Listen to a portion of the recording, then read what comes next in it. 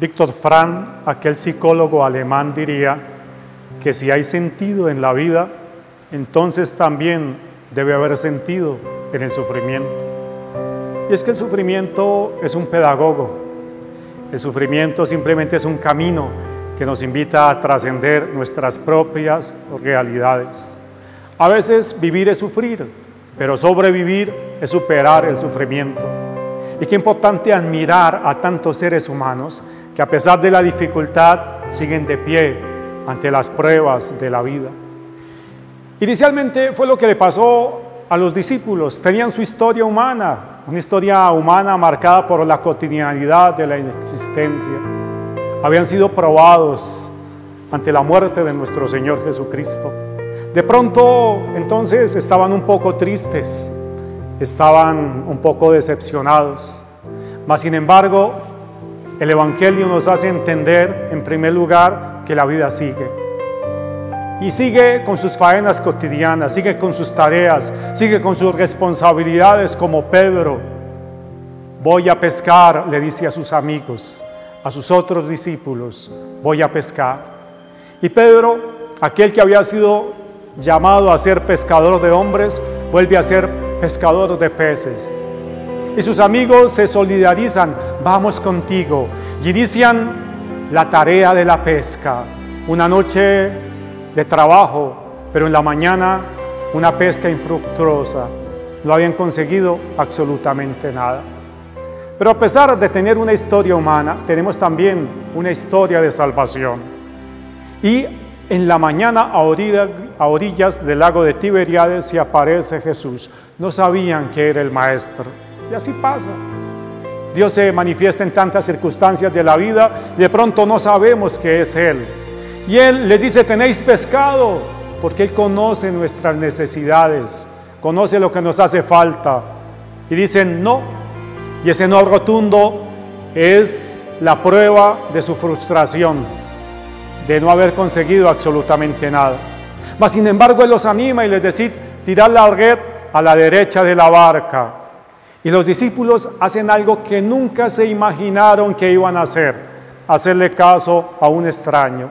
Y sin embargo tiran la red y dice la Escritura que sacaron una red repleta de peces, 153. Y en ese momento cambió algo en sus vidas. En ese momento quedaron perplejos porque vieron un milagro patente, una realidad concreta y empezaron a entender algo está sucediendo en nuestras vidas. Y era la presencia de un Cristo resucitado que se le aparece a los discípulos para ratificarlos en la fe, para dar a entender que Él tiene poder, que su palabra es eficaz, que efectivamente Él puede cambiar nuestra tristeza en alegría, nuestra miseria en abundancia, nuestra dificultad en una actitud de esperanza, porque Él lo puede cambiar absolutamente todo, porque opera en la historia de nosotros como seres humanos. Qué importante entonces, como Juan, que intuyó la presencia del Señor. Este amor intuitivo que va y le susurra a Pedro es el Maestro. Y qué importante a veces sentir esa presencia de Dios, y cuando vemos las grandes acciones en nuestra vida, decimos en silencio, yo sé que fuiste tú, Señor. Gracias, Señor, porque a pesar de las dificultades, de las pruebas, no nos abandonas. Y a veces tenemos que decir, yo sí que fuiste tú.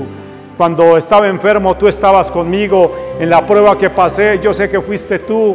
En el accidente de mi hijo, yo sé que tú estuviste acompañándome en los momentos más vitales de mi existencia. Yo sé que fuiste tú. Y al reconocer la presencia de Dios en mi vida.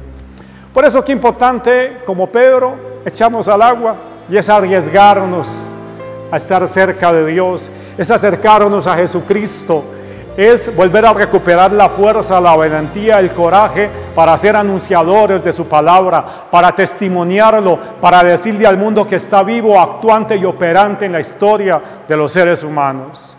De pronto, como Pedro, podemos sentir frustración ante la presencia de Dios porque no hemos sido los mejores, porque de pronto lo negamos, porque nos avergonzamos de Él.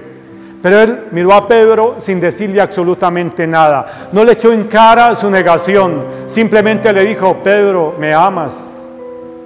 Y es que el amor todo lo hace nuevo.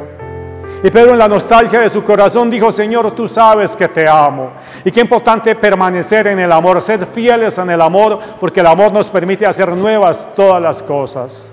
Te invito hoy a reconocer la presencia de Dios en tantas circunstancias y acontecimientos de la vida, en ese Dios que no te ha abandonado y está presente en tu propia historia, pero al reconocerlo principalmente en la Eucaristía. Lo reconocieron al partir el pan, lo reconocimos al partir el pan, porque en la Eucaristía está presente y está vivo en cada uno de nosotros. Ojalá que también la gente nos reconozca al compartir el pan, a entender que cuando nos damos a los demás es porque un Dios también actúa en cada uno de nosotros para el bien de nuestros hermanos. Que el Señor nos proteja, nos bendiga y la Virgencita María nos acompañe para siempre. Así sea.